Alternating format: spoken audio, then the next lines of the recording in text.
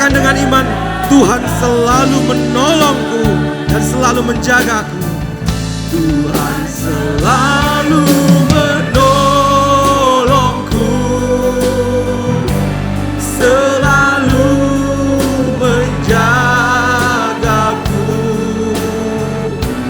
Selai di rambutku akan terjatuh tanpa seizinku. Katakan, Tuhan selalu menolongku.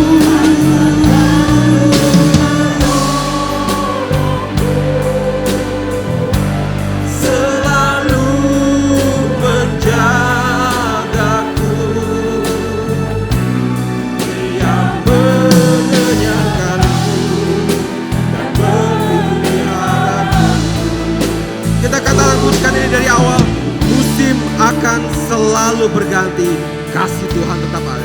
Akan selalu berganti, kasih Tuhan tetap abadi, tak akan berubah sampai selamanya.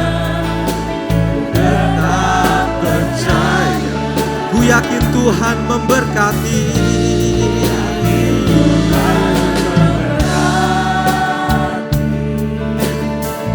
Ku yakin Tuhan melindungi.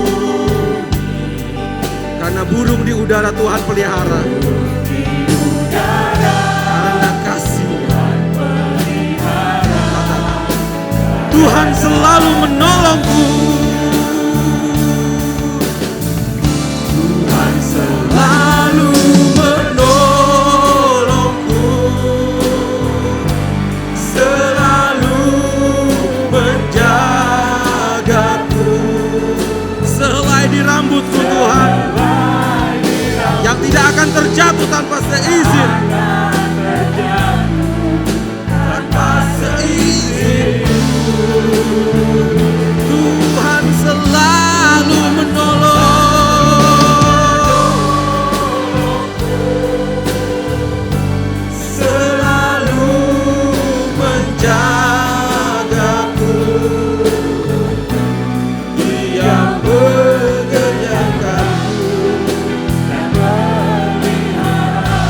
Kita angkat pujian refnya, Tuhan selalu menolongku, selalu menjagaku Tuhan. Tuhan selalu menolongku, selalu menjagaku. Selai di rambutku tak akan terjatuh tanpa seizin. Oh, Tuhan selalu menolongku,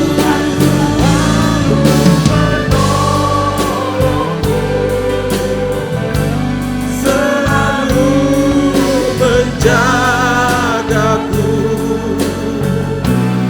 Dia mengenyangkanku, Dia mengenyangkanku dan peliharaku seumur hidupku. Dia mengenyangkanku dan peliharaku. Dia mengenyangkanku dan seumur hidupku. Dia mengenyangkanku dan peliharaku seumur hidupku. Dengan kasih Kristus, Bapak Pendeta Kaleb Tan untuk membuka ibadah pada pagi hari ini.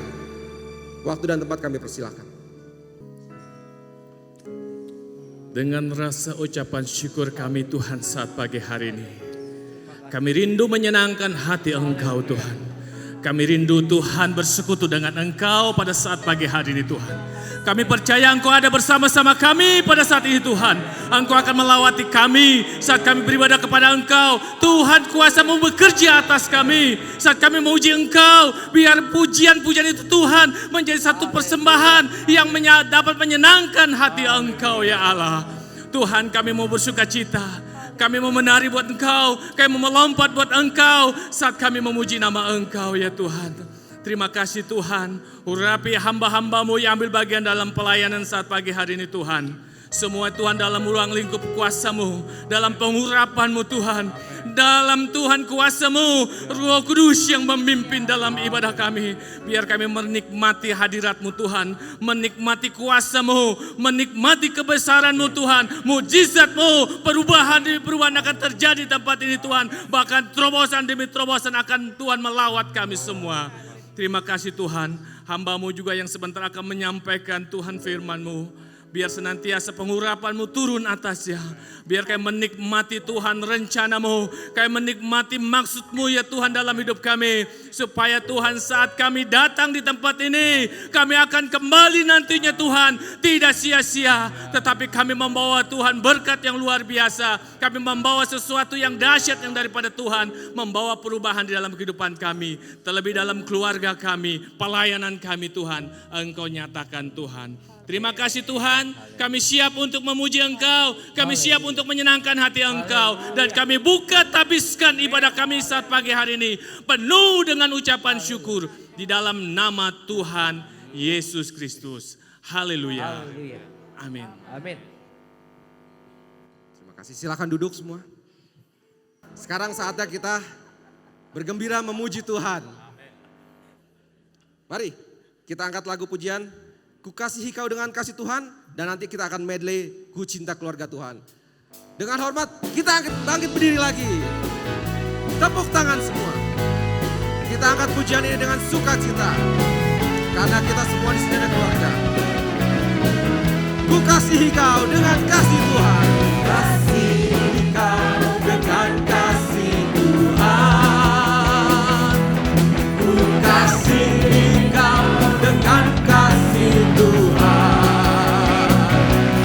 Ku lihat di wajah-Mu kemuliaan Raja. Ku kasih. Angkat pujian ini dari awal. Ku kasihi kau dengan kasih Tuhan. Ku kasihi kau dengan kasih Tuhan. Ku kasihi kau dengan kasih Tuhan. Ku lihat di wajah-Mu kemuliaan Bapa. Ku kasih. Ku cinta keluarga Tuhan. Ku cinta keluarga Tuhan. Terjalin mesra sekali. Semua saling mengasihi. Betapa senang ku menjadi Tuhan. Ku cinta keluarga Tuhan. Katakan dengan iman. Ku cinta keluarga Tuhan. Terjalin mesra sekali. Semua saling mengasihi. Betapa senang ku menjadi Tuhan. Kita ulangi pujian ini dari awal. Ku kasihi kau dengan kasih Tuhan. Ku kasihi kau dengan kasih Tuhan. Ku kasihi kau dengan kasih Tuhan. Ku lihat kemuliaan Raja. Ku kasihi kau dengan kasih Tuhan. Ku kasihi kau dengan kasih Tuhan. Ku kasihi kau dengan kasih Tuhan. Ku lihat di wajah-Mu kemuliaan Raja. Ku cinta keluarga Tuhan. Sorakan lebih keras. Ku cinta keluarga Tuhan. Terjalin mesra. Terjalin mesra sekali. Semua saling mengasihi, betapa senang menjadi dua. Ku kasih kau dengan kasih-Ku. Ku cinta keluarga Tuhan. Ku cinta keluarga Tuhan. Terjalin mesra. Katakan semua saling mengasihi.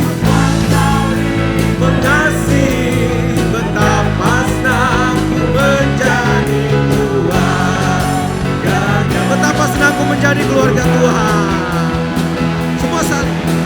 Semua saling mengasihi, betapa senangku menjadi keluarganya Tuhan.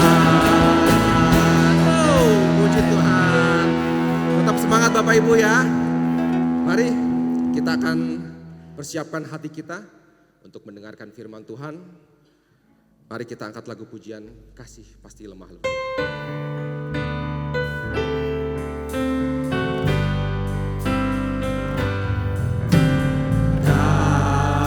Kasih pasti lemah lembut. Kasih pasti memaafkan. Kasih pasti murah hati. Kasih-Mu ajarilah kami ini Tuhan saling mengasihi. Ajarilah kami ini saling mengasihi. Ajari kami Tuhan untuk saling mengampuni. Ajarilah kami ini kasih-Mu ya Tuhan. Kasih-Mu kudus tiada batas. Angkat pujian ini, kasih pasti lemah lembut. Kasih pasti lemah lembut. Kasih pasti memaafkan. Kasih pasti murah hati. Pasti murah hati. Kasih-Mu Tuhan. Kasih-Mu Tuhan. Ajari kami. Ajarilah kami ini saling mengasihi. Ajarilah kami ini saling mengampuni. Ajari kami. Ajarilah kami ini kasih-Mu ya Tuhan. Kasih-Mu. Katakan refnya, ajarilah kami saling mengasihi Tuhan. Ajarilah kami ini saling mengasihi. Ajarilah kami ini saling mengampuni. Ajarilah kami. Ajarilah kami ini kasih-Mu ya Tuhan. Kasih. Katakan sekali lagi refnya, ajarilah kami saling mengasihi ya Tuhan. Ajarilah kami ini saling mengasihi. Ajari kami untuk saling mengampuni ya Tuhan. Saling mengampuni. Ajarilah kami kasih-Mu Tuhan. Kasih-Mu ya Tuhan. Kasih-Mu kudus. Kasih-Mu kudus tiada batasnya. Kasih-Mu kudus tiada. Kasih-Mu kudus tiada batasnya Tuhan. Kasih-Mu kudus tiada batasnya.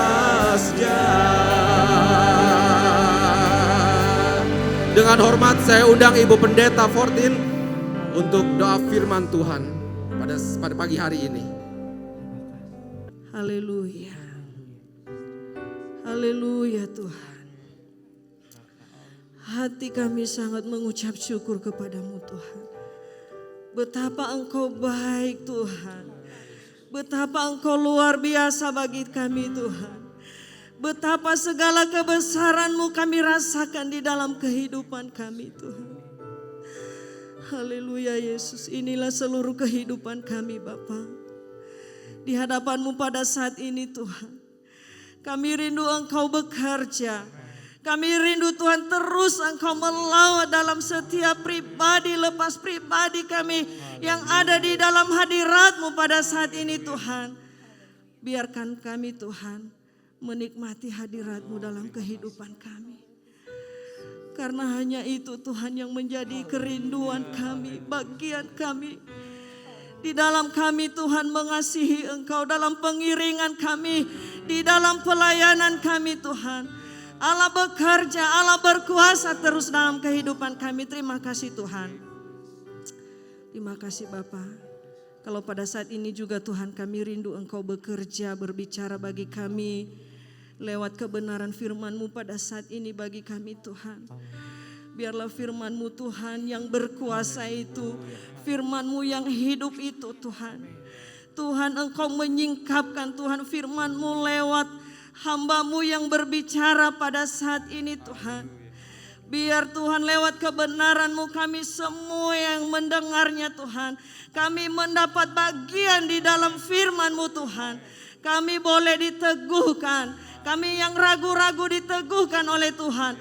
Kami yang dalam problema Tuhan, semua Tuhan di dalam firman-Mu sanggup mengatasi setiap persoalan kami Tuhan. Bahkan di dalam firman-Mu Tuhan. Kami boleh mengalami mujizat demi mujizat-Mu ya Tuhan. Bahkan di dalam firman-Mu ada kesembuhan Tuhan. Terima kasih yang ada dalam penyakit, yang merasakan ada penyakit pada saat ini. Lewat firman Allah kami berdoa dalam nama Yesus. Kami mengalami kesembuhan itu Tuhan. Terima kasih, terpujilah nama-Mu Tuhan. Kami percaya pengurapan kuasa Allah yang maha tinggi turun atas kehidupan hamba-Mu. Segala hikmat, akal, budi, ilham, marifat-Mu menjadi bagian hamba-Mu Tuhan. Terima kasih Tuhan. Terima kasih Bapa. Kami siap Tuhan mendengarkan firman Allah pada saat ini. Dengan hati kami yang terbuka. Dengan hati kami yang bersyukur dan bersuka cita. Siap mendengarkan firman Allah di dalam nama Tuhan Yesus Kristus. Haleluya. Amin. Amin. Terima kasih. Pada pagi hari ini firman Tuhan kembali akan dibawakan oleh Pastor Yonatan Aprianto. Waktu dan tempat kami persilahkan. Yang siap terima berkat Tuhan katakan haleluya. Yang siap diajar sama Tuhan katakan amin. Nah saudara-saudara yang dikasih Tuhan, tentu saja bukan cuma sekedar Tuhan mau memberkati kita. Bagi Tuhan memberkati kita gampang. Tetapi yang lebih penting, yang malah kadang-kadang sukar ya. Bukan soal Tuhannya yang sukar untuk kita, tetapi kitanya yang sukar untuk diajar sama Tuhan. Tapi saya percaya pagi hari ini kita semua mau diajar sama Tuhan. Nah terima kasih untuk kepercayaan yang kembali telah diberikan di sesi yang pagi hari ini. Saya akan membawakan tema sesuai dengan apa yang disampaikan oleh panitia.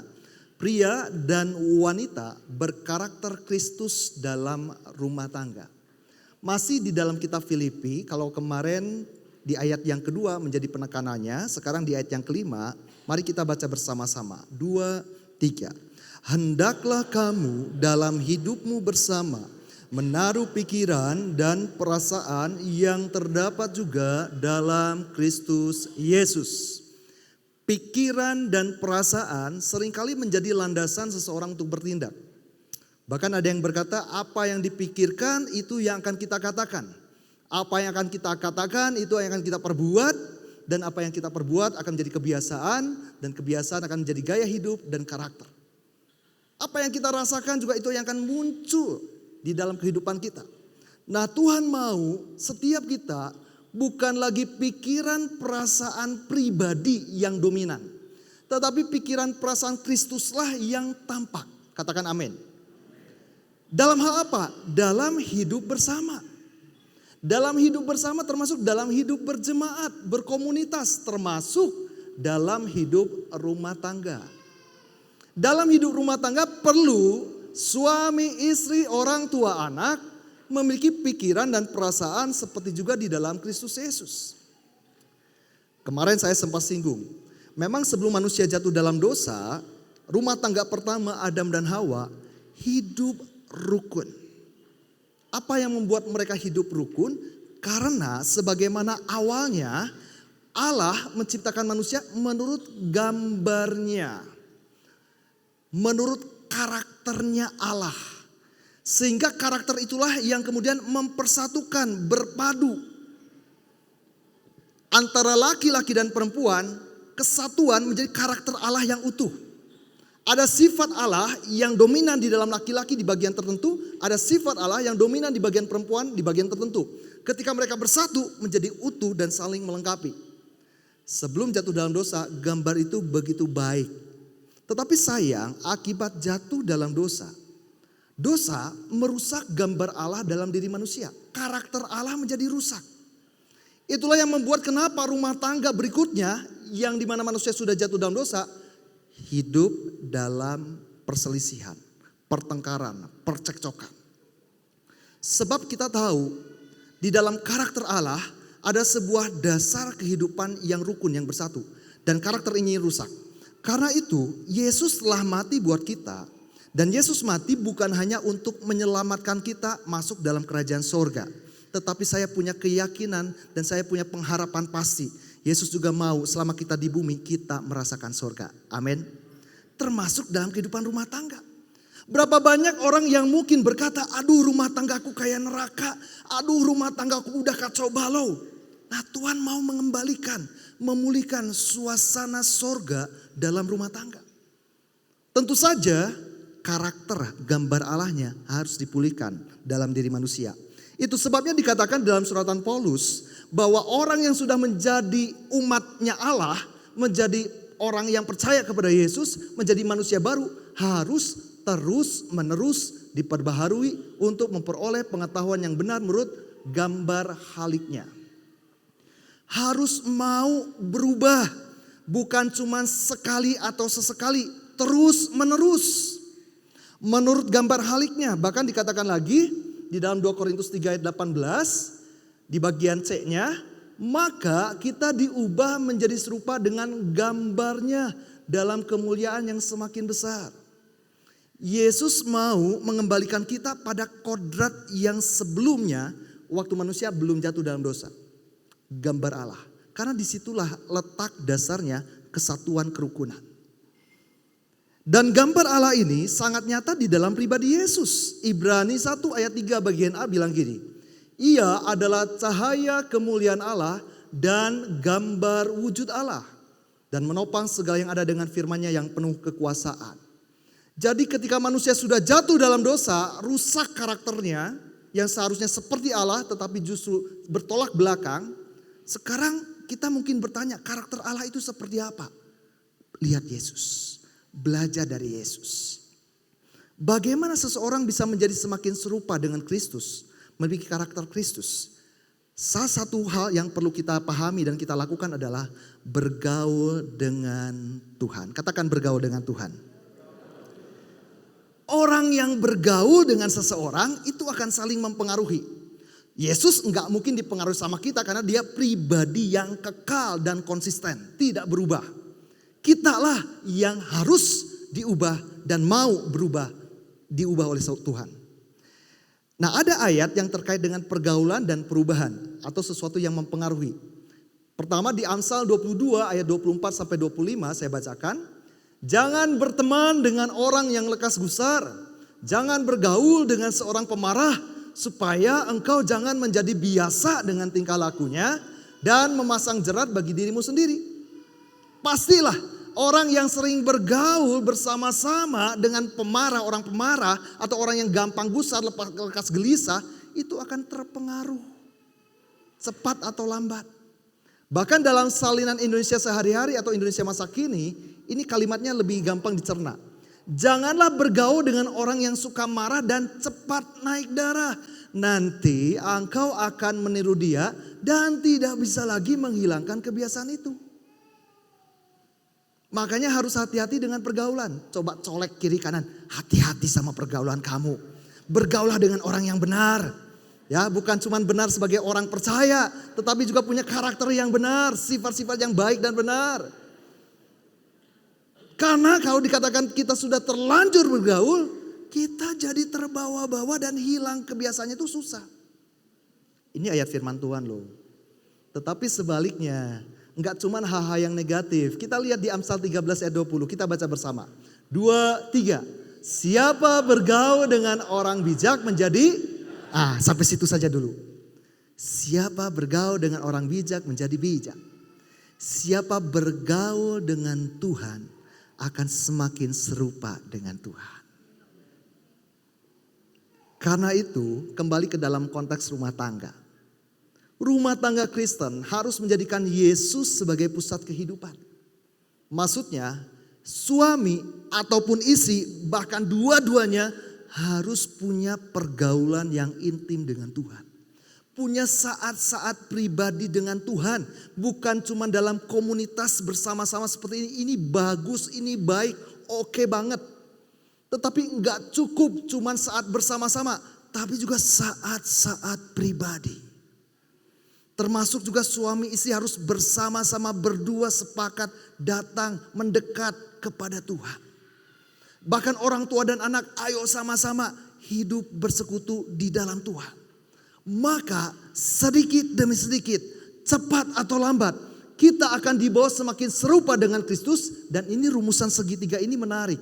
Semakin suami bergaul dengan Tuhan, semakin serupa dengan Yesus. Istri juga demikian, hubungan mereka semakin dekat. Itu rumusannya. Tetapi ketika salah satu jauh dari persekutuan dengan Tuhan, apalagi dua-duanya, semakin lebar jarak di antara mereka, semakin jauh. Karena itu pastikan, bukan hanya di tempat ini, tapi pulang dari tempat ini, baik suami, istri, mari hidup bergaul dengan Tuhan. Orang tua dan anak hidup bergaul dengan Tuhan. Amin. Ketika kita bergaul dengan Tuhan, kita akan menjadi serupa dengan Kristus dan rumah tangga kita, pernikahan kita akan semakin berdampak. Nah, saya akan tampilkan dua tokoh yang hidup di zaman yang sama, bahkan sekolahnya juga di sekolah yang sama, tempat tinggalnya di kota yang sama, sekolahnya di sekolah yang sama, dapat pendidikan dari guru yang sama, lingkungannya sama, cuman orang tuanya, yang satu Jonathan Edwards. Ini seorang tokoh kebangunan rohani Amerika pada zamannya. Yang satunya lagi McChux. Ini seorang kriminal kelas kakap. Lalu adalah sebuah lembaga pendidikan dan penelitian ingin mencari tahu. Dari dua tokoh ini yang hidup di tempat yang sama, lingkungan yang sama, bahkan sekolah yang sama, dapat pendidikan yang sama. Bagaimana selanjutnya dengan dua karakter yang berbeda, yang satu takut akan Tuhan, yang satu bebal dan tidak mau taat sama Tuhan, hidup sembrono, hidup penuh dengan amoral. Ini yang terjadi, 1.200 keturunan mereka diselidiki dan dipelajari oleh satu lembaga ini. Ya, tentu tidak satu orang, itu sekelompok orang. Dan akhirnya didapati dari keturunan Jonathan Edwards dikatakan ratusan orang menjadi pendeta, guru besar bidang agama, profesor di bidang akademis, keilmuan secara umum. Ada yang jadi pengacara, puluhan orang jadi dokter, menjadi seorang penulis buku bermutu, ada yang menjadi hakim, ada juga yang menjadi rektor, beberapa orang menjadi anggota dewan, anggota kongres, bahkan ada yang menjadi wakil presiden Amerika Serikat, sisanya menjadi pemilik pabrik di Amerika Serikat. Menjadi orang-orang yang berdampak. Tetapi kita lihat turunan dari McChux. Ratusan orang, ada yang sukanya pesta pora sebagai gaya hidup mereka. Kemudian ada yang jadi gelandangan dan pengemis. 190 orang jadi pelacur. 130 orang jadi narapidana. 100 orang jadi pecandu minuman keras. 60 orang jadi orang yang punya kebiasaan mencuri. 55 orang jadi korban pelecehan seks. 7 orang jadi pembunuh. Makanya tadi saya bilang kemarin malam saya katakan kehidupan orang tua, kehidupan suami istri tidak hanya berdampak pada satu generasi, berdampak pada generasi-generasi selanjutnya. Makanya tidak heran ada pepatah bilang buah jatuh tidak jauh dari pohon, tapi tunggu dulu, jangan salah paham. Jangan kemudian kita menghakimi, oh bapaknya penjahat, pasti anaknya juga jadi penjahat. Belum tentu. Belum tentu. Bapaknya orang yang gak punya moral, maka anaknya juga pastilah. Belum tentu. Kecenderungan karena pengaruh itu ada, tetapi Tuhan bisa ubahkan. Yang penting dianya mau berubah enggak? Anak itu mau enggak memulai sebuah kehidupan yang baru, generasi yang baru, generasi ilahi. Kalau enggak cuma jadi lingkaran setan yang terus-menerus seperti ini. Bahkan dikatakan keturunan Mexux ini merugikan baru saja satu negara bagian, belum yang lainnya. 1.200.000 US dollar. Bukannya membawa dampak tapi justru membawa mudarat ya. Kalau saudara kita yang muslim bilang mudarat, mendatangkan kerugian. Bukannya mendatangkan berkat. Makanya ini sesuai dengan Mazmur 112 ayat 1 dan 2. Mari kita baca sama-sama. 2, 3. Haleluya. Berbahagialah orang yang takut akan Tuhan, yang sangat suka kepada segala perintahnya. Apa? Anak cucunya akan perkasa di bumi. Angkatan orang benar akan katakan amin. Berapa banyak orang tua yang pingin anaknya berhasil, sukses dan jadi berkat? Takut akan Tuhan. Coba colek lagi pasangannya, takut akan Tuhan ya, supaya anak kita jadi berkat, supaya anak kita perkasa di bumi. Kalaupun yang gak punya anak atau belum punya anak, yakin dengan iman, ada saatnya generasi ilahi akan muncul dari pernikahan kita. Nah saudara-saudara, bicara tentang takut akan Tuhan, ada semua mazmur yang khusus berbicara tentang berkat rumah tangga dan kaitannya dengan orang yang takut akan Tuhan. Di Mazmur 128 ayat 1. Nyanyian ziarah. Jangan bayangkan nyanyian ziarah itu seperti orang datang ke kuburan, bukan. Ziarah di sini datang ke Yerusalem, ke Bait Allah. Nah, saat mereka datang ke Bait Allah, ada beberapa nyanyian yang wajib mereka bawakan. Salah satunya ini. Berbahagialah setiap orang yang takut akan Tuhan, yang hidup menurut jalan yang ditunjukkannya. Berikutnya dikatakan, kita lihat. Apabila engkau memakan hasil jerih payah tanganmu, berbahagialah engkau dan baiklah keadaanmu.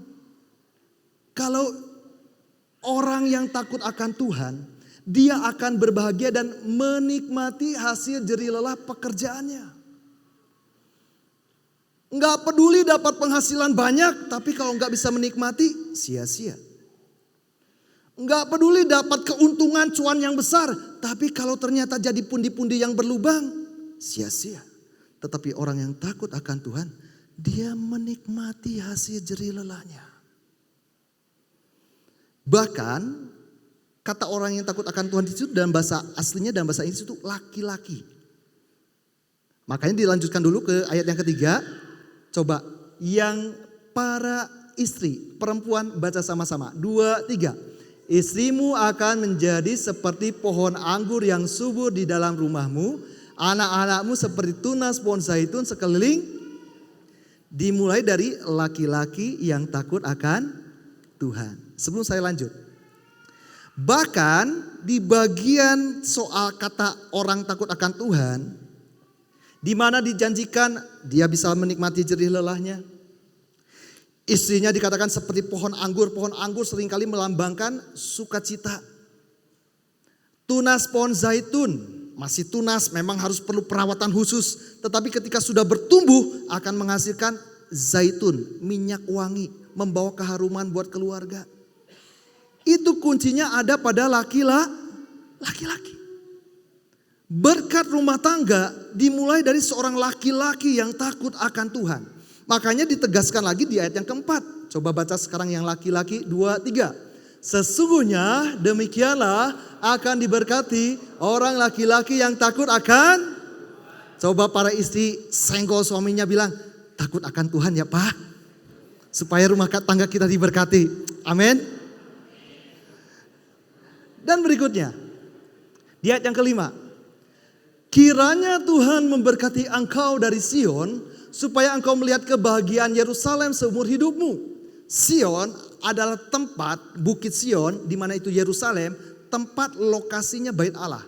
Menjadi lambang kehadiran Tuhan. Dengan lain kata, orang yang takut akan Tuhan akan mengalami, menikmati kehadiran dan perkenanan Tuhan seumur hidupnya.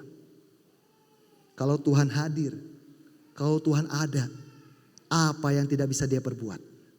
Kalau Tuhan hadir, apa yang kita perlukan dia cukupkan.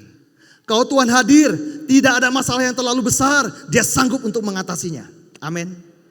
Takut akan Tuhan. Berikutnya lagi. Ayat 6. Dan melihat anak-anak dari anak-anakmu, damai sejahtera atas Israel. Berkat panjang umur. Coba Bapak Ibu yang saat ini lihat gambar foto opa oma. Siapa yang gak rindu kita sampai pada kondisi posisi seperti ini, bukan? Sampai jadi opa oma tetap hidup di dalam berkat Tuhan. Hidup dalam kesatuan. Takut akan Tuhan. Makanya dikatakan salah satu poin berharga bagi seorang pria adalah takut akan Tuhan. Seperti apa bentuknya? Mengasihi istri. Karena takut akan Tuhan artinya taat, menghormati, patuh sama Tuhan. Dan Tuhan perintahkan, hei suami kasihilah istrimu. Sama seperti Kristus mengasihi jemaat. Dan suami kasihilah istri seperti mengasihi tubuhnya atau dirinya sendiri. Standar suami yang punya karakter seperti Kristus adalah punya nilai pengorbanan yang standarnya juga sama dengan Yesus. Waduh berat saudara-saudara, berat banget, berat.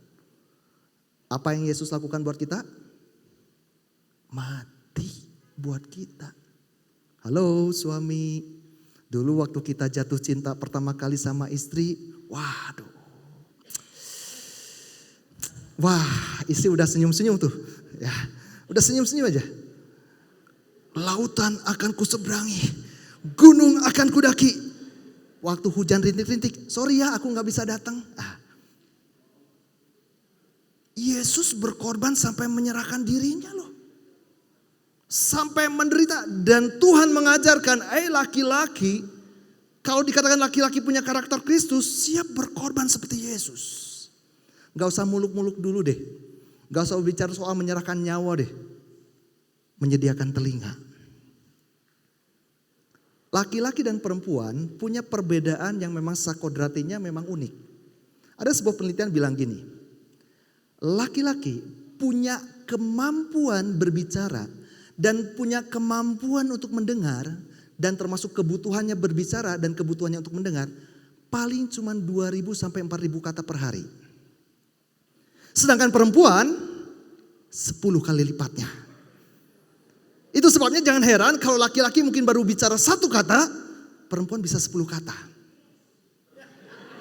Wah, diaminkan ya. Ini perbedaan secara umum. Dalam kasus khusus tentu saja bisa ada yang berbeda. Tetapi secara umum demikian dari penelitian. Tadi istri punya kebutuhan berbicara, punya kebutuhan mendengar lebih daripada laki-laki. Makanya suami-suami jangan kaget, jangan heran. Kalau istri nanya, dia pingin jawaban yang detail, betul? Betul istri-istri? Karena memang itu kebutuhannya. Kalau laki-laki itu to the point. Karena memang kemampuannya enggak seperti perempuan. To the point aja kalau bicara. To the point aja kalau dia pengen dengar. Nah kalau ini berdasarkan ego masing-masing enggak akan ketemu. Yang ada berantem terus. Makanya saya bilang enggak usah muluk-muluk dulu deh soal menyerahkan nyawa. Mau enggak suami-suami menyiapkan telinga untuk mendengarkan keluh kesah istri? Mau gak suami-suami ketika istri nanya, kasihlah jawaban yang lebih terperinci. Tapi istri juga demikian. Tenang suami-suami. Ini bagian istri sekarang nih yang kena tembak nih. Istri juga harus ngerti suami. Ya, saya seorang pengajar. Saudara tahu seorang pengajar banyak berbicara. Saudara bayangkan kalau saya ngajar, tadi aja saya sempat ngajar dulu jam 7 pagi. Dan saya bisa ngajar full sampai sore hari kalau di dalam jadwalnya cukup padat. Baik kelas reguler ataupun kelas online. Saudara bisa bayangkan berapa banyak kata yang sudah saya habiskan dalam satu hari. Jadi betapa terkurasnya energi saya sebagai laki-laki. Makanya ketika saya pulang ke rumah, saya pingin suasana yang teduh. Jangan sampai ketika saya pulang dengan energi yang sudah terkuras, istri saya lalu kemudian, Pak gimana nih Pak, anak kita nih Pak. Aduh saudara, itu kayak, wah. Benar gak suami-suami? Nah, kan supaya seimbang ya. Istri juga harus ngerti suami, maksudnya gimana? Lihat suami baru pulang kerja, jangan dulu kemudian disodorin dengan berbagai keluhan-keluhan. Biarkan dia beristirahat dulu.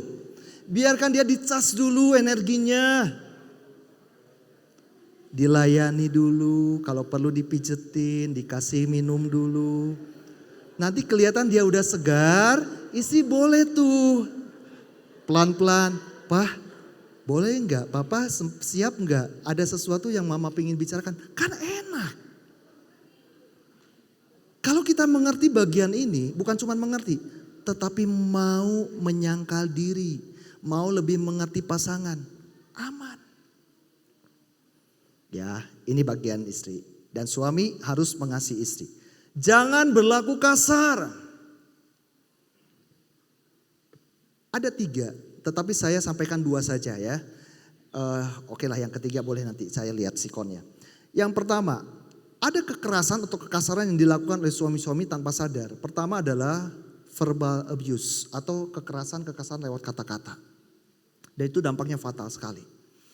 Kata-kata tidak terlihat, huruf-huruf enggak keluar di mulut kita, tetapi daya tembusnya sampai masuk ke dalam hati yang paling dalam. Orang mungkin dipukul meninggalkan memar. Memar bisa hilang hanya dalam hitungan beberapa bulan lah katakan.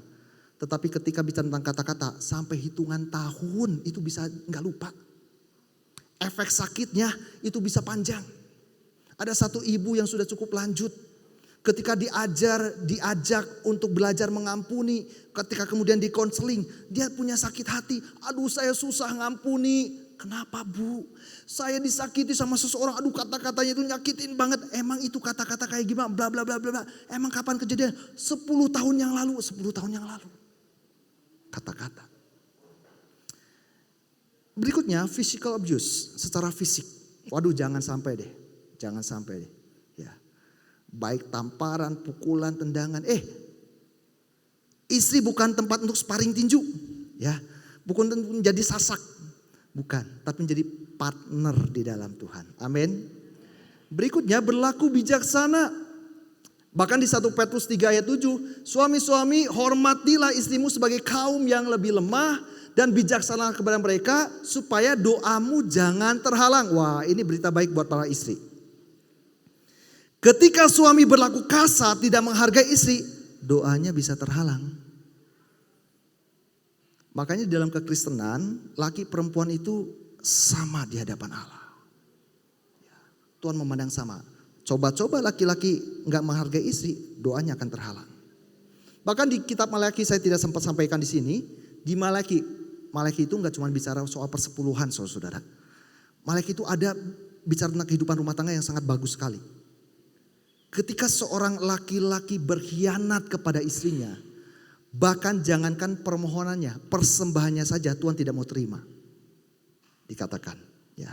Jadi harus menghormati istri dan setia. Demikian pula istri, takut akan Tuhan dan harus memprioritaskan perhiasan rohani. Di 1 Petrus 3 ayat 3-4, perhiasanmu janganlah perhiasan yang lahiriah.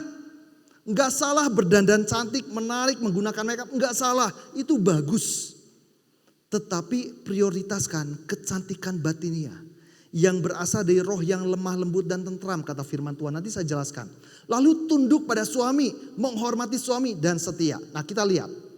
Memang dalam dunia sekarang ini perempuan lebih banyak diarahkan kepada penampilan lahiriah yang ditonjolkannya. Ya dengan berbagai macam alat-alat atau produk-produk atau layanan-layanan jasa untuk menampilkan kecantikan yang lebih baik. Dari yang tradisional maupun modern, tetapi tidak sedikit yang kemudian gagal total. Ini saya dapatkan seorang perempuan di Vietnam. Ini bukan dalam tahun yang berbeda, dalam tahun yang sama. Gara-gara terobsesi pingin tampil cantik, dia pakai berbagai macam produk make up. Overdosis lah. Dan ada beberapa produk yang memang bukan produk yang sah resmi. Jadinya begini, dalam 1 tahun yang sama. Bahkan tidak sedikit yang penampilannya bukannya soal rupa, tapi juga soal hal yang sifatnya perhiasan. Di supermarket, di mall lebih banyak produk-produk yang diperjualbelikan untuk perempuan. Dan tidak sedikit akibatnya terlilit hutang. Salah satu mahasiswa, seorang gembala di daerah Yogyakarta dan Jawa Tengah pernah melakukan sebuah penelitian skripsi. Rumah tangga beberapa anak Tuhan di situ terjadi konflik gara-gara ini. Masalah soal hutang. Karena istrinya nggak bisa ngerem. Beli produk ini, beli produk itu, beli make up ini. Tapi tidak sesuai dengan pendapatannya. Tadi, roh yang lemah lembut. Kata lemah lembut dalam bahasa aslinya digunakan katanya praus. Yang artinya baik hati, halus budi bahasanya, tidak bengis, tidak pemarah. Orangnya sopan, enak didengar, tidak kasar tutur katanya. Suami-suami mau kan punya istri kayak gini? Lemah lembut, enggak kasar. Bicaranya enggak pedes, enggak nyakitin, enggak sinis. Lemah lembut, ini perhiasan batinia. Lalu berikutnya roh yang tentram, diambil dari katanya hesukios. Artinya aman, damai, tidak terdapat kekacauan dalam hati dan pikiran. Seorang yang punya kepribadian yang lega, sejahtera, sentosa, adem, ayem, sejuk, tenang, sabar. Sesuatu yang membesarkan hati, menggembirakan hati, menyenangkan hati. Enggak gampang panikan, enggak gampang gelisah. Tenang menghadapi keadaan. Wah, suami juga senang kalau punya istri kayak gini. Lalu berikutnya lagi. Kita lihat, bayangkan yang terjadi sebaliknya ketika istri-istri tidak punya roh yang lemah lembut dan tentram. Ya, yang ada iblis yang ketawa-ketawa dan senang, dia akan obok-obok itu keluarga jadi berantakan. Makanya salah satu hal yang penting ditekankan oleh kitab Amsal. Amsal 27 ayat 15, seorang istri yang suka bertengkar serupa dengan tiris. Tiris itu artinya atap bocor yang tidak henti-hentinya menitik atau menetes pada waktu hujan. Lama-lama kalau bocor dibiarin, rumah bisa ambruk. Jangan sepelekan, istri-istri harus punya kelemah lembutan. Bahkan di dalam Amsal 31 ayat 14, istri yang cakap digambarkan sebagai kapal saudagar. Dari jauh ia mendatangkan makanannya. Kapal saudagar anggaplah dianalogikan seperti sekarang tuh kapal pesiar. Semua orang senang lihat kapal pesiar. Semua orang berharap bisa naik kapal pesiar. Tapi kalau datang kapal perang, serem. Istri-istri jangan jadi kapal perang. Ya. Muka yang mesem, suami baru pulang kerja capek, bukannya disambut dengan ramah, muka mesem. Itu kapal perang, ajak perang itu. Ya. Tapi jadilah kapal saudagar. Perempuan yang bijak mendirikan rumahnya, tetapi yang bodoh meruntuhkannya. Nah, tadi malam saya katakan Tuhan mau kita hidup dalam kerukunan. Tetapi sayang, kenyataan banyak rumah tangga yang berantakan. Banyak yang hanya bertahan, juga bahkan banyak yang hancur. Hanya sedikit yang harmoni. Kehidupan rumah tangga di awal yang penuh dengan kegembiraan sukacita. Tetapi tidak sedikit yang berakhir dengan keretakan, perceraian. Konflik yang tak terselesaikan seringkali merusak dan menghancurkan. Ada beberapa tipe konflik suami istri. Nah, saya nggak tahu Bapak Ibu termasuk yang mana ya. Nah, ini dia. Ada 3 tipe, tapi nanti ada tipe yang keempat. Yang pertama, konflik perang terbuka. Yang kedua, konflik perang dingin atau pola rayap. Dan yang ketiga, konflik tembok Berlin. Kalau konflik perang terbuka, aduh, nggak aneh lah. Ketika ada orang ngobrol, tahu nggak si A sama si B tuh katanya mau bercerai. Ah, nggak aneh. Tiap hari gua denger berantem terus. Ah, perang terbuka. Tapi yang bikin orang kaget dan nggak percaya ini yang ini. Tahu nggak si A sama si B katanya mau cerai loh. Ah, hoax kali. Tahu dari mana? Dengar dari mana? Beneran. Gue lihat sendiri. Ah, lu salah lihat kali. Nggak percaya. Soalnya gue tetangganya loh. Gue gak percaya, mereka adem-adem aja kok. Gak kedengaran ribut-ribut. Pola rayap.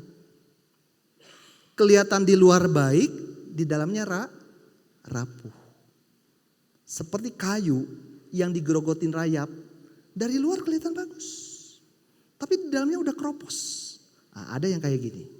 Ada konflik tembok Berlin. Tembok Berlin itu ada faktor lain, faktor luar yang membuat mereka akhirnya tidak bisa dekat. Tetapi yang lebih fatal jangan sampai terjadi konflik perang dunia.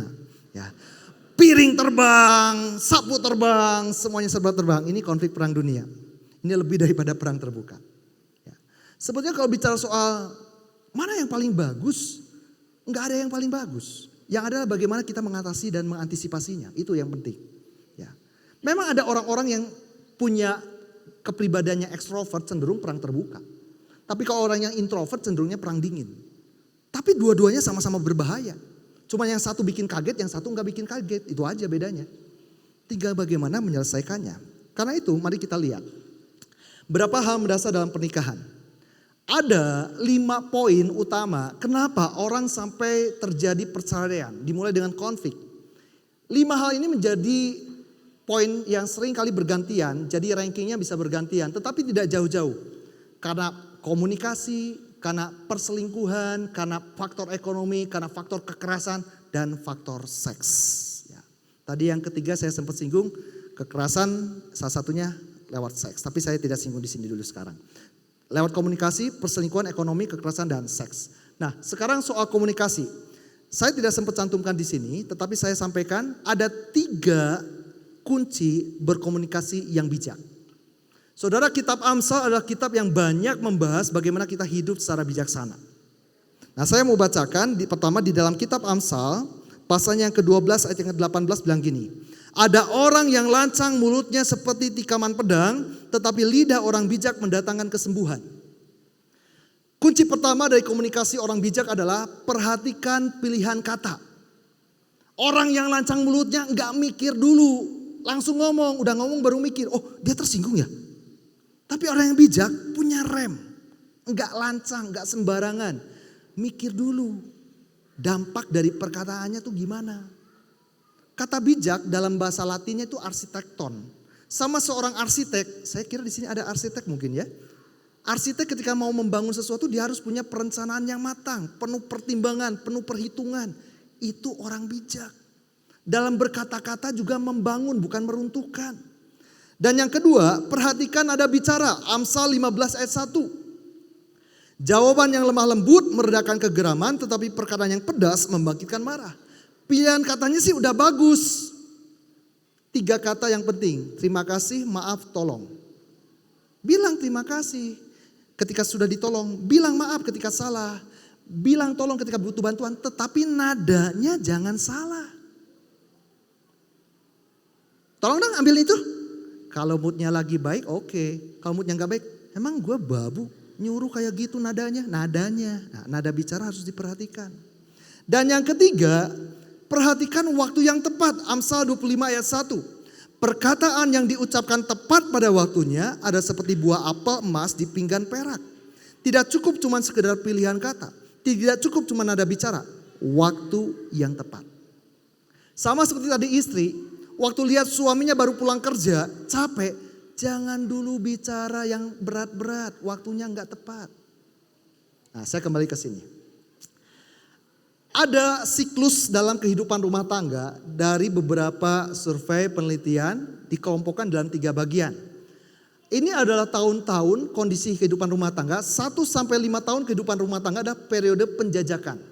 Disinilah banyak kejutan-kejutan yang terjadi. Aduh, nggak sangka ya pasangan saya itu ternyata punya kebiasaan ini. Ini 5 tahun pertama. Periode penjajakan. Kalau ini berhasil dilalui, bagus.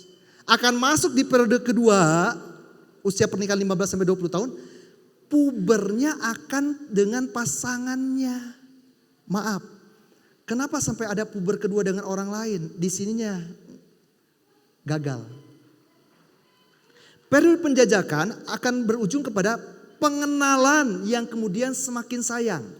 Tetapi ketika kemudian tidak memahami dan tidak mau memahami, cekcok.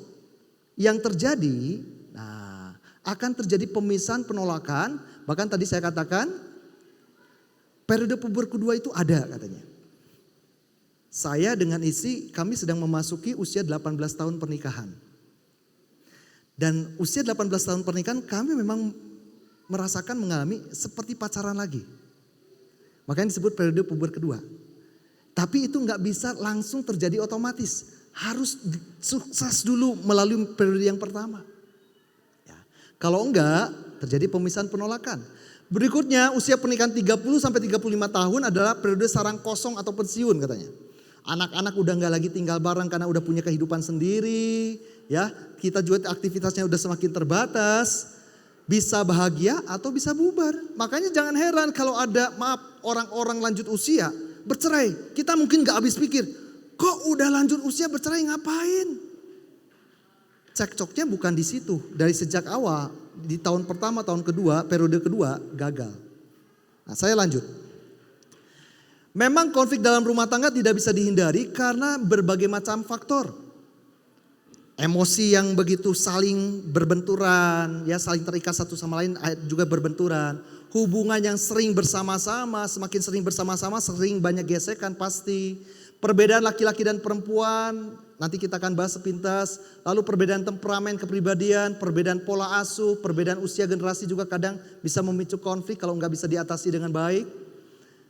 Untuk menjadi satu sempurna memang diperlukan komitmen dan usaha. Ya, 1 tambah 1 sama dengan 1.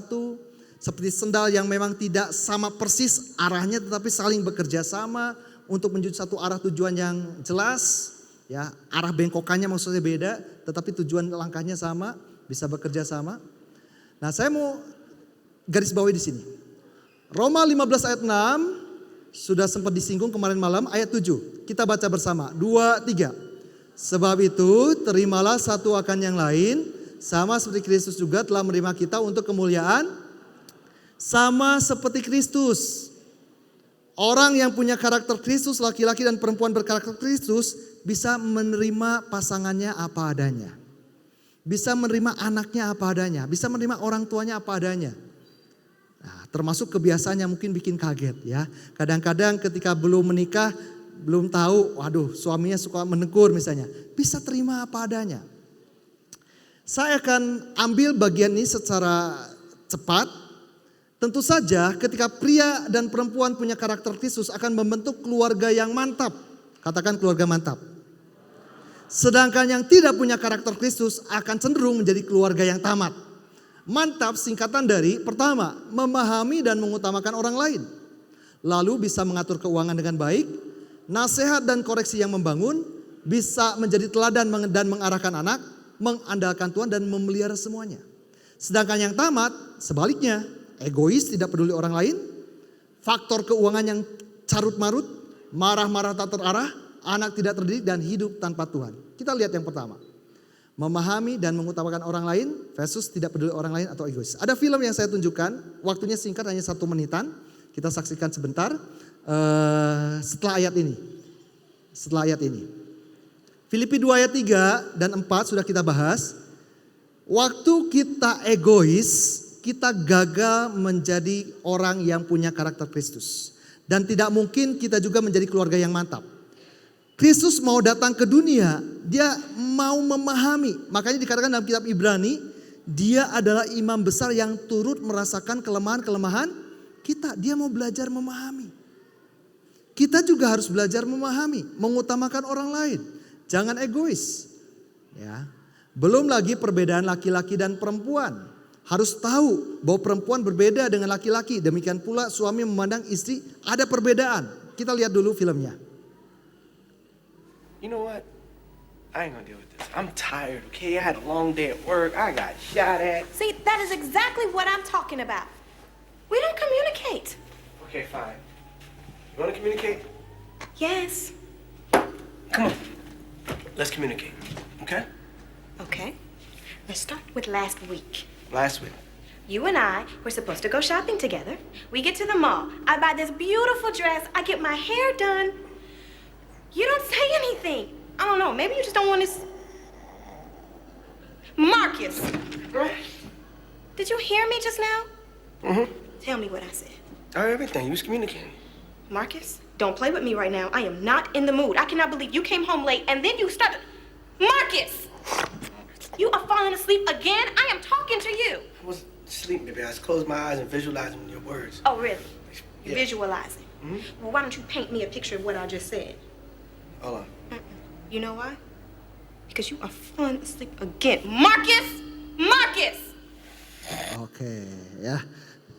Tidak mau memahami. Suami baru pulang kerja, capek. Langsung disodorin keluhan-keluhan. Waktunya nggak tepat, nggak belajar memahami. Ya, ditambah tadi soal laki-laki dan perempuan. Nah, kita lihat sebentar. Ini banyak banget, nggak mungkin saya bahas satu persatu. Tetapi ini juga baru sebagian loh. Banyak hal-hal yang seringkali kita nggak bisa memahami bahwa laki-laki dan perempuan bukan cuma berbeda gender jenis kelamin. Tetapi banyak faktor-faktor yang perlu kita mengerti. Ya, ada beberapa hal yang saya singgung sebagian saja. Nah, kita lihat di dalam bagian pertama, laki-laki cenderung dominan pada logika, angka, dan matematika. Kepada sesuatu yang dia lihat, sesuatu yang memang teramati secara langsung, sedangkan perempuan intuisinya, emosinya, perasaannya yang dominan. Kalau laki-laki pada analisa yang dia lihat. Mana yang paling bagus? Dua-duanya bagus, dua-duanya bisa saling melengkapi. Ada satu orang bapak, seorang pengusaha. Satu kali dia sedang mau melakukan sebuah kerjasama proyek dengan perusahaan lain. Dan biasa seringkali juga diadakan sebuah dinner makan malam bersama dengan pimpinan perusahaan sebagai mitra kerjanya. Belum pernah kenal, belum pernah ketemu tetapi mau diadakan kerjasama. Nah, waktu kerjasama itu, dinner itu maksud saya, istrinya melihat dan ikut datang. Istrinya sempat ada intuisi. Dia bilang sama suaminya, "Pak, kenapa ya kok mama rasanya gak sejahtera deh sama rekan kerja papa? Maksudnya susah sih dijelasin, tapi gak tahu apa ya." "Ah, mama udahlah, gak tahu apa mama, tenang aja, papa ini orang yang pengalaman." Ternyata singkat cerita, proyek dijalankan, betullah intuisi istrinya. Intuisi istri itu bisa menjadi sinyal dari Tuhan. Yang kadang-kadang suami harus juga peka dan tanggap. Walaupun hati-hati, intuisi kadang-kadang bisa terkontaminasi. Apalagi misalnya maaf bicara, ketika istrinya melihat, "Wih, ini wajahnya mirip sama mantan gua yang dulu nyakitin." Ah, itu udah terkontaminasi. Kalau dia bilang, "Aku kok gak sejahtera," itu sudah terkontaminasi. Tapi kalau gak ada alasan-alasan yang sifatnya logis, atau sesuatu yang bercermin kepada masa lalu yang buruk atau traumatis, itu bisa jadi sinyal dari Tuhan. Suami harus belajar peka dan tanggap. Ya. Tetapi perlu juga analisa yang tajam. Nah, berikutnya lagi beberapa hal. Contoh saya mau lihat bagian ini. Laki-laki cenderung melihat harga sebuah hadiah, sedangkan perempuan nilai pribadi dari hadiah. Maksudnya apa? Kalau laki-laki beli kado atau beli hadiah, biasanya dia akan mempertimbangkan, "Aduh, bagus sih tapi kayaknya harganya terlalu murah ya." Itu laki-laki. Kesannya memberi yang terbaik itu harus harga yang mahal. Padahal buat perempuan yang benar, bukan cewek matre ya, perempuan yang benar bukan soal harga. Betul nggak istri-istri? Tapi yang paling penting itu adalah keunikannya. Nilai pribadinya, maksudnya apa? Satu kali waktu saya dulu sebelum menikah, saya ingin memberikan kado buat istri saya, ulang tahun. Untuk pertama kali. Ya, waktu kami belum menikah. Saya waktu itu harus nabung uang karena saya ingin beli sebuah kotak musik yang sangat mahal. Karena istri saya senang musik. Waktu saya kasih, dia malah marah. "Ngapain beli ini mahal-mahal?" Ya, kalau cewek matre mah senang ya. "Ngapain beli ini mahal-mahal?" Lalu akhirnya saya putar kepala. Maksudnya bukan putar begini. Saya mikir gitu. Jadi gimana ya, kado apa yang harus saya kasih? Ya bersyukur akhirnya saya paham. Dan saya sempat belajar hal ini. Akhirnya apa yang saya buat? Nah, mohon maaf mungkin agak sedikit gak terlalu jelas. Saya membuat lukisan, kebetulan saya senang gambar. Dan ini lukisannya itu adalah sepasang burung merpati. Latar belakangnya ada gambar hati. Itu ada gambar pemandangan, di situ ada nama saya dan nama istri saya. Enggak membutuhkan harga yang terlalu mahal, lukisan yang lebih bagus banyak, tetapi ketika saya kasih, aduh itu istri saya bukan lagi senang, terharu. Ah, itu perempuan. Buat perempuan bukan soal mahalnya, tapi nilai pribadinya, nilai keunikannya. Nah, itu perbedaannya. Oke, saya lanjut aja dulu ya. Berikutnya, penuhi kebutuhan pasangan. Ada perbedaan yang mendasar antara laki-laki dan perempuan yang penting untuk dipahami. 5-5-nya ada tapi urutannya berbeda. Yang pertama saja yang sama tapi maknanya juga lain. Pertama, sama-sama kebutuhan laki-laki dan perempuan itu dikasih tanpa syarat. Tapi bagi suami itu dimaknai dengan penghargaan dari istrinya. Sedangkan dari istri penerimaan, kelemah lembutan dan kasih sayang. Saya mau langsung pada poin penerapan kehidupannya gini. Saudara lihat, bagi suami ketika dia dihargai, apalagi dimotivasi, mendapatkan motivasi dari seseorang, maka tidak sukar untuk dia bisa membangun keintiman seksual. Beda dengan perempuan. Perempuan itu urutannya lebih banyak. Dia baru bisa menikmati keintiman seksual itu harus dimulai dengan poin 1, 2, 3, 4. Makanya gini, bukan membenarkan perbuatannya, tetap salah perbuatannya. Tetapi ada terjadi, saya pernah melihat, saya pernah menyaksikan orang yang saya kenal. Istrinya cantik, istrinya menarik, selalu dandan, bahkan di rumah juga dandan. Cuman dia enggak menghargai suami. Jangankan memotivasi, yang ada maki-maki. Sering nyalahin, sering mempermalukan suami. Akhirnya apa yang terjadi saudara? Itu suami di tempat kerja dia punya sekretaris. Tampilannya enggak terlalu menarik seperti istri. Istrinya lebih menarik. Tetapi namanya sekretaris karena tuntutan profesi. Menghormati, melayani, kata-katanya baik. Istrinya maki-maki. Makanya gak heran, maaf, banyak bos-bos yang jatuh dengan sekretaris. Banyak bapak-bapak yang jatuh dengan pembantu atau asisten rumah tangga. Karena itu kebutuhannya tidak terpenuhi dari sang istri. Sekali lagi, salah tetap salah. Tetapi istri juga harus menyadari, jangan-jangan ada andil yang menyebabkan itu terjadi. Saya pernah baru ini, belum terlalu lama, mengkonseling pasangan muda. Suaminya selingkuh dan istrinya ngadu, ya bingung mesti gimana. Dan akhirnya didapati waktu kami lakukan konseling dengan istri saya juga, istrinya memang kurang menghargai suami. Sering bikin malu suami di depan orang walaupun lewat candaan. Dan akhirnya suami merasa tidak dihargai. Tapi bersyukur ketika kemudian kami berikan pengertian, istrinya mau berubah dan suaminya juga diberikan kesempatan untuk bertobat, mau kembali kepada istrinya. Dan akhirnya rumah tangganya sekarang harmonis dalam Tuhan. Bagi istri ini lebih jauh tahapannya. Dia harus diterima dulu. Dia harus mengalami sebuah kehidupan yang akrab dulu. Merasa sebagai suaminya itu sebagai sahabatnya. Enak diajak ngobrol. Bahkan suaminya bisa menjadi imam panutan secara rohani. Suaminya bisa memotivasi dia. Maka dia bisa menikmati hubungan seksual. Makanya istri itu gak bisa langsung bisa menikmati hubungan seksualnya sesaat. Dia perlu proses nyaman dulu hatinya. Ini yang kadang-kadang tidak dimengerti oleh suami-suami. Makanya tadi saya bilang ada satu kekerasan yang namanya kekerasan seksual. Kekerasan seksual bukan soal penyimpangan seksual dalam bentuk siksaan. Ada orang yang memang kelainan jiwanya. Dia baru bisa berhubungan seks dengan puas kalau sudah disiksa pasangannya. Ada, tapi itu lain. Yang dimaksud sexual abuse adalah ketika dia berhubungan dengan istri hatinya belum nyaman, belum sejahtera. Dia paksa, itu sudah sexual abuse loh. Karena istri nggak bisa langsung menikmati hubungan seksual seperti suami. Kalau suami itu hidupnya, ini perbedaannya, terkotak-kotak. Kalau istri menyatu. Kalau suami di tempat kerja ada masalah, asalkan masalahnya nggak sampai terlalu berat banget, dia pulang ke rumah masih bisa menikmati hubungan seksual dengan istrinya. Tapi kalau istri, dia ada masalah dengan anak, dengan tetangga, apalagi dengan suaminya, belum bisa langsung menikmati hubungan seksual. Harus nyaman dulu hatinya.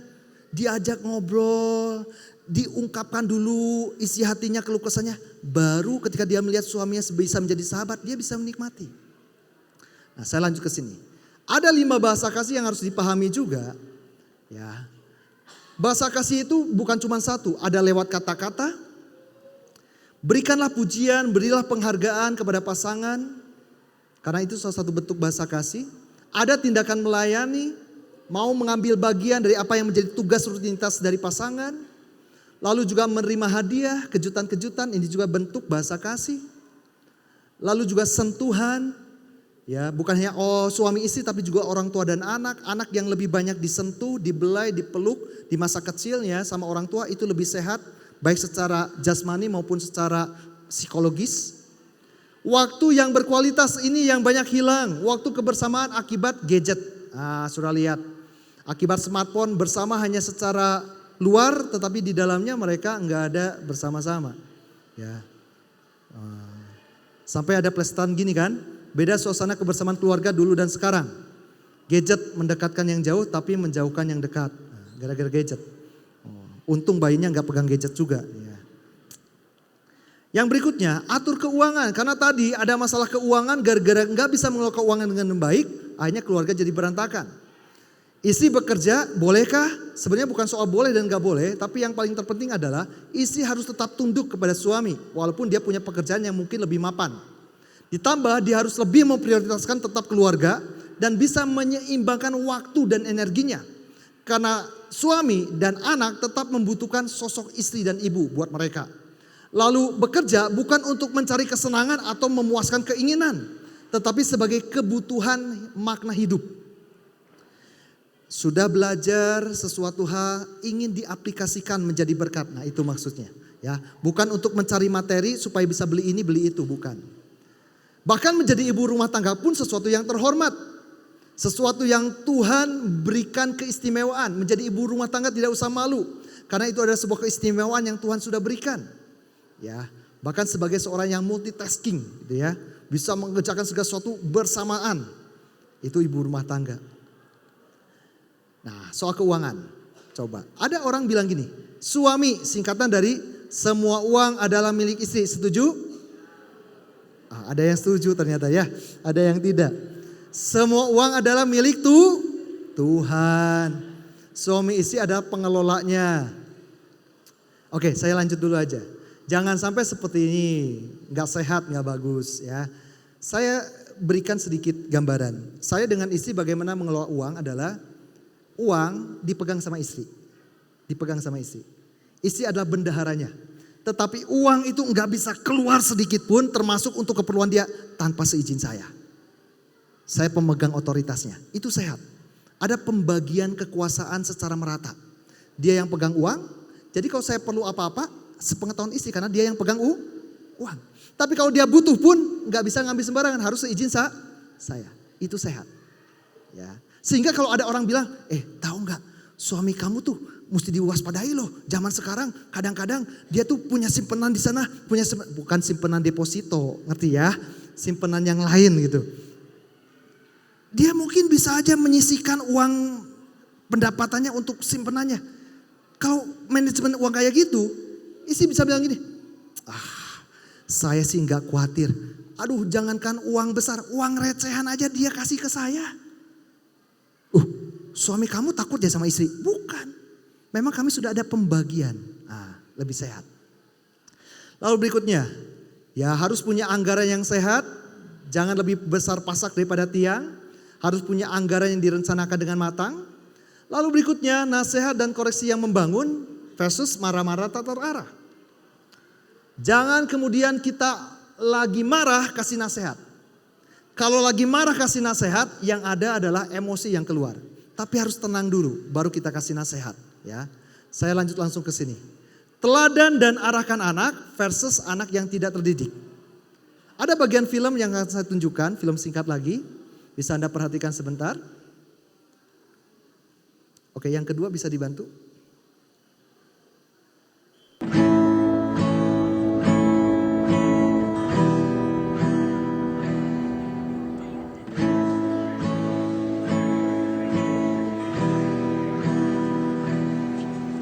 Dari film ini Anda bisa melihat bagaimana seorang anak adalah seorang peniru yang ulung. Ini gambaran anak akan menjadi peniru dari orang tuanya. Don't know how to talk to you, just know how to say goodbye. Would you actually got it for this life, I don't think so. Did you see it back there, George? Go back where you came from. Learn to speak. Go back where you came from.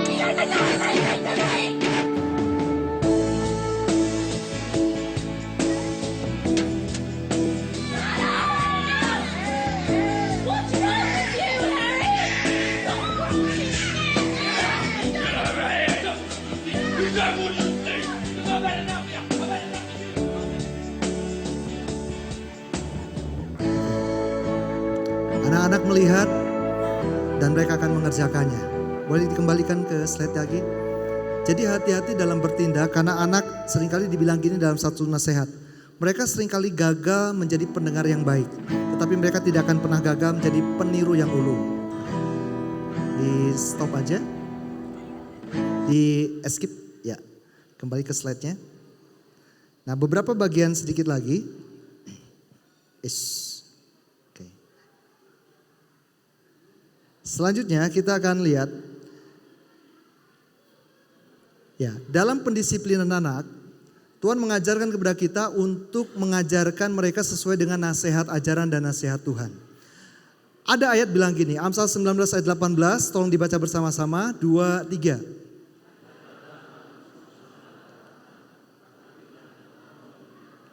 Ya. Kadang-kadang ada orang tua ekstrim kiri, ekstrim kanan. Terlalu banyak menghajar tetapi tanpa kasih karunia, tanpa pengampunan. Tapi sebaliknya ada yang terlalu memanjakan, dibiarkan, ditoleransi terlalu ekstrim, tidak dididik. Nah, yang bagusnya gimana? Saya akan ungkapkan dengan sebuah kesaksian singkat. Saya punya seorang mentor, seorang hamba Tuhan yang luar biasa menjadi figur juga dalam soal pendidikan pola asuh kepada anak. Satu kali dia punya anak waktu itu perempuan masih kecil, usia sekitar 5 tahunan. Setiap malam biasanya dia suka bikinin susu buat anaknya. Entah kenapa nggak ada angin waktu itu, nggak ada hujan istilahnya gitu ya. Itu anak biasanya tuh dikasih susu langsung minum. Ini dia dikasih sama papanya, nak nih minum susu, itu susunya dibuang. Oh, papanya nggak mungkin biarin dong. Papanya bilang gini, nak ada apa? Kok dibuang? Itu susu untuk diminum, bukan untuk dibuang. Kamu bereskan, bersihkan, papa akan buat lagi. Dan kamu harus minum, jangan dibuang. Dibersihin, mau bersihin. Dikasih lagi minum. Waktu minum susunya dikasih, memang diminum tapi nggak habis. Dibuang lagi. Oh, papanya langsung kasih satu tindakan begini. Papa sudah bilang, kamu harus minum itu susu bukan untuk dibuang. Bersihkan, sekali lagi bapak akan bikin itu susu, kamu buang. Kamu harus tidur di luar semalaman kalau kamu buang. Sudah. Dibuatlah susu lagi, dikasih. Ternyata sama. Itu anak minum hanya beberapa saja, langsung dibuang lagi. Seorang ayah dan seorang ibu harus konsisten dalam mendidik anak. Maka itu anak dipegang tangannya, dibawa keluar.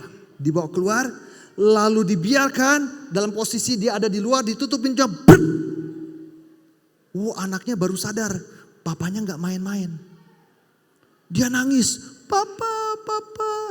Gak lama hujan, gak lama ada petir halilintar. Makin ketakutan itu anak. Apa yang harus dilakukan si ayah? Tadi ayahnya bilang apa? Tidur semalaman di luar. Akhirnya dibukalah itu pintu. Anaknya dengan wajah-wajah berharap-harap cemas. Papa, aku boleh masuk lagi ke rumah? Enggak.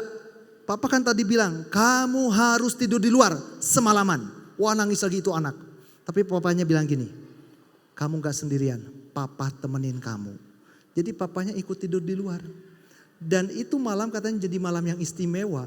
Sejak itu anaknya berubah total. Itu gambaran keseimbangan antara didikan dan juga kasih sayang. Nah, saya lanjut.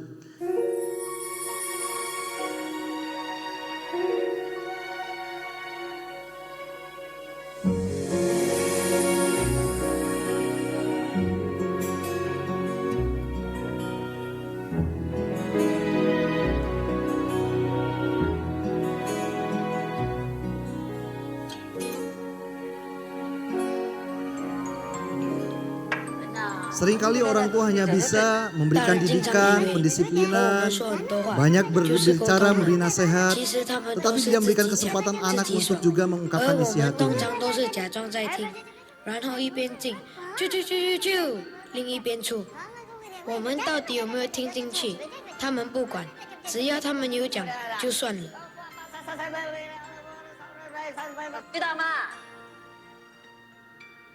买账，听他讲。你看奶奶，她讲得多爽啊！我看我们被淹死了，他们都不知道为什么。唉。大人说了那么多话，为什么不明白多了就很难消化的道理呢？有时候我们真想把话说清楚一点。没有你看你还顶嘴，你话很多哦。妈妈教你是为了要你好，你还没大没小。我们用心良苦，是不想你走冤枉路。刚才我说那么多，你明白吗？你为什么不说话啊？你哑巴啊？对呀，说什么都要被骂，所以我们慢慢就变成哑巴了。Nah, berapa banyak anak yang seperti itu ya? Nggak ada kasih kesempatan berbicara, hanya disuruh mendengarkan. Nah, ada bagian-bagian terakhir yang akan saya berikan. Tadi disiplin keuangan sepintas saja. Nah, saya akan tutup dengan kesaksian ini. Puji Tuhan kami berkeluarga sudah menginjak 18 tahun dan kami dikaruniai satu orang putri dan kami sangat bersyukur karena putri kami hidup di dalam kondisi yang luar biasa sejak kecil. Saudara, ini adalah kondisi waktu itu masih tinggal sempat di Cirebon. Rumah kami 2 lantai dan kami punya asisten rumah tangga 2 waktu itu. Nah, ketika saya dibawa dengan istri saya sedang mengerjakan hal tertentu, sedang beresin berbagai hal lah ya. Nah, anak saya lagi di atas dengan asisten rumah tangga. Tiba-tiba asisten rumah tangga itu datang ke bawah dan panggil, "Kok, Ci, lihat." Kita kaget, dipikir anak kita jatuh atau gimana. Enggak taunya, ini. Itu enggak ada yang ngajarin. Enggak ada yang ngajarin. Dia duduk seperti itu dengan membuat barisan boneka binatangnya dan pimpin doa. Ini usia masih sangat belia. Masih batita saudara. Enggak pernah disuruh, enggak pernah diajarin. Kok bisa kayak gini? Nah, saya ceritakan sedikit. Sejak dia di dalam kandungan, saya dan istri sejak tahu bahwa istri saya hamil, kami selalu berdoa bersama-sama dan mendoakan putri kami. Walaupun waktu itu kami belum tahu jenis kelaminnya, tetapi saya berkata, yuk kita berdoa buat adik. Ya, saya sering ajak ngobrol juga. Bahkan waktu itu suatu kali juga saya berdoa, Tuhan biarlah anak ini menjadi anak kebanggaanmu. Bukan kebanggaan saya, kebanggaanmu. Karena dia adalah milikmu. Kami adalah orang tua yang bersyukur boleh dipercayakan oleh Tuhan untuk anak ini. Nah, ketika dia bertumbuh, sayang fotonya nggak ada, cuman ini aja. Pertama kali dibawa ke gereja, kami nggak khawatir. Kenapa? Karena di gereja dia nggak pernah teriak-teriak, nggak pernah bikin gaduh, tenang. Jelas kalau lagi tertidur ataupun lagi terbangun. Sejak dia bisa tulang punggungnya itu lumayan kuat, walaupun tidak bisa duduk dengan sendiri, digendong. Itu di gereja saudara, di depan, di pinggir nggak ada yang angkat tangan. Itu dia masih bayi loh. Pas lagi puji-pujian, bahkan WL singernya aja nggak angkat tangan. Dia angkat tangan. Sesuatu yang rohani itu enggak diukur dari ukuran usia. Bahkan anak saya waktu usia, nah ini salah satunya. Tapi ini sih udah agak besar ya, usia TK. Anda bisa lihat bedanya, teman-temannya yang lain biasa. Ini sejak bayi udah kayak gini. Angkat tangan gak ada yang ngajarin. Gak ada yang ngajarin. Bahkan pernah satu kali papi mertua saya, seorang gembala, waktu hari Sabtu itu tiba-tiba kakinya sakit. Awalnya kita nggak tahu. Anak saya datang, manggilnya Kung. Kung, kenapa Kung? Kakinya sakit, Vin. Itu saudara-saudara anak saya bilang gini, Vin doain ya. Polos. Dan doanya sederhana. Dalam nama Yesus sembuh, dalam nama Yesus sembuh, dalam nama Yesus sembuh. Udah ya Kung ya, main lagi. Tapi apa yang terjadi saudara-saudara? Sembuh. Itu papi mertua saya waktu di hari Minggu gereja kebaktian. Dia firman Tuhan, dia kasih pendahuluannya itu cerita tadi. Baru kita tahu, wow, kita nggak duga. Jadi orang tua tanamkan nilai-nilai rohani, bahkan sejak dalam kandungan itu bisa. Apalagi sekarang sudah lahir, sudah bertumbuh, seringlah ajak berdoa, bergaul dengan Tuhan. Ya, selesai kebaktian, ini gereja sebelum renovasi di tempat kami dulu, itu dia selesai kebaktian, bikin kebaktian sendiri. Entah dengan temannya atau sendirian. Kadang-kadang di tangga pastori. Ya, dia yang pimpin pujian, dia yang bacain firman Tuhan walaupun belum bisa baca, Alkitabnya juga terbalik pula gitu ya. Tapi dia yang khotbah, untung dia nggak ada kolektor gitu ya. Dia lakukan itu rutin, setiap kali kebaktian bikin kebaktian sendiri. Hidup dalam kerohanian yang sudah bertumbuh. Nah, ini mungkin nanti saudara bisa baca sendiri ya. Ada hal yang sangat bagus, bagaimana orang tua sangat berpengaruh kepada perkembangan anak. Pada akhirnya, belajarlah untuk tetap mengandalkan Tuhan dan pelihara semua yang baik dan benar yang kita bisa lakukan. Dan jangan sampai hidup tanpa Tuhan. Saya akan akhiri dengan doa, mari kita sama-sama tundukkan kepala, kita berdoa. Terima kasih Tuhan Yesus, kami boleh belajar bagaimana kami menjadi pribadi-pribadi yang sesuai dengan kehendak-Mu. Dalam kehidupan rumah tangga, biarlah karakter Kristus ada di dalam diri setiap kami. Baik suami, baik istri, sama-sama belajar untuk tidak egois. Tetapi belajar memahami, belajar mengasihi. Belajar untuk lebih mengutamakan yang lain daripada diri kami sendiri. Demikian pula dalam hubungan orang tua dan anak. Sehingga di dalam semuanya itu nama Tuhan dipermuliakan oleh sebab kehidupan kami yang mencerminkan Kristus secara nyata. Terima kasih Tuhan, hamba berdoa secara khusus. Setiap rumah tangga umat-Mu saat ini yang hadir. Apapun kondisi yang sedang mereka hadapi. Tantangan, percobaan, pergumulan, konflik, persoalan, masalah, bahkan harapan-harapan dan cita-cita, kerinduan hati mereka. Kami berdoa dan kami sepakat di dalam nama Tuhan Yesus Kristus. Engkaulah yang menjadi penolong yang terbukti dalam setiap kesesakan. Engkaulah yang menjadi jawaban dalam setiap pergumulan dan harapan. Dan kami percaya Tuhan, Engkau akan terus membawa setiap kami, baik pribadi maupun rumah tangga, untuk semakin mengalami Engkau dan semakin serupa dengan Engkau. Kami bersyukur dan akhiri di dalam nama Tuhan Yesus Kristus. Amin. Saya kembalikan pada yang bertugas.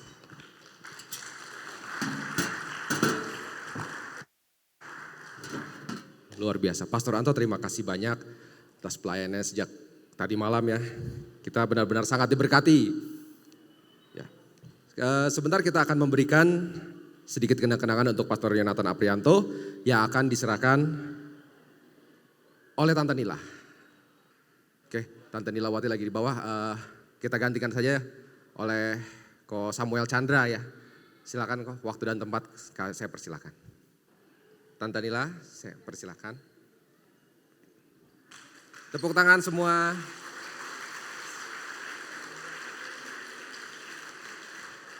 Puji Tuhan.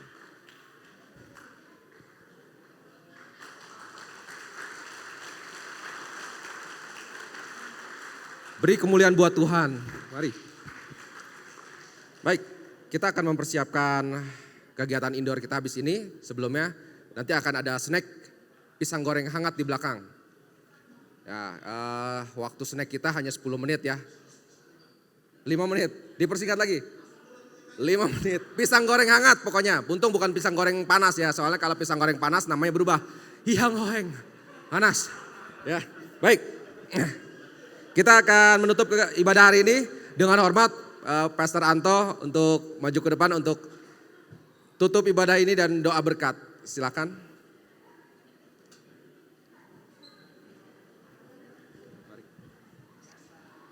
Mari sekali lagi kita akan tundukkan kepala, bangkit berdiri boleh, dan kita akan berdoa mengakhiri ibadah sesi pertama ini. Kami bersyukur kepada Tuhan atas segala kemurahan-Mu. Kami boleh menyelesaikan ibadah sesi yang pertama juga dengan berkat yang sudah kami terima. Dan biarlah setiap apa yang sudah Tuhan sampaikan bukannya menjadi pengetahuan, tetapi kami boleh kerjakan, lakukan di dalam kasih karunia Allah, sehingga kami boleh menikmati dan mengalami perjanjian-Mu yang sempurna digenapi dalam hidup kami. Mari saudara-saudara yang kekasih dalam Tuhan, arahkan hatimu lebih lagi dan terimalah segala berkat yang limpah dari Bapa Sorga. Kasih sayang yang sempurna dalam Kristus Yesus, persekutuan pimpinan penghiburan tuntunan dari Roh Kudus menyertai dan jadi bagian kita sampai selama-lamanya. Di dalam berkat nama Tuhan Yesus Kristus. Haleluya. Amin.